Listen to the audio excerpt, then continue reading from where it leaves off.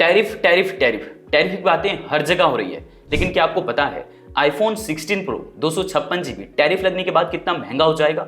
Apple एक multinational American company है जिसका हेडक्वार्टर सिलिकॉन वैली में है। तो देख लेते हैं सबसे पहले कि आईफोन के मेन पार्ट्स क्या क्या होते हैं और इसकी लागत कितनी आते हैं। $91 का प्रोसेसर यूएसए से आता है, $38 का डिस्प्ले साउथ कोरिया से आता है, $4 की बैटरी चाइना से आती है, $27 का 5G मॉडेम साउथ कोरिया से आता है, $127 का रेयर कैमरा जापान से आता है और इसी तरीके से $200 का मेन इनक्लोजर चाइना से आता है। तो कुल मैन्युफैक्चरिंग लागत $550 हो जाती है। तो अब देख लेते हैं कि डोनाल्ड ट्रंप द्वारा टैरिफ लगाने के बाद ये कितना महंगा हो सकता है। जब 54% की टैरिफ लग रही थी तो इसका लागत आ रहा था $800, 104% की टैरिफ लगने पर हो जाता है $1210 और इसी तरीके से $145 अगर टैरिफ लगती है तो ये लागत आ जाता है $1347।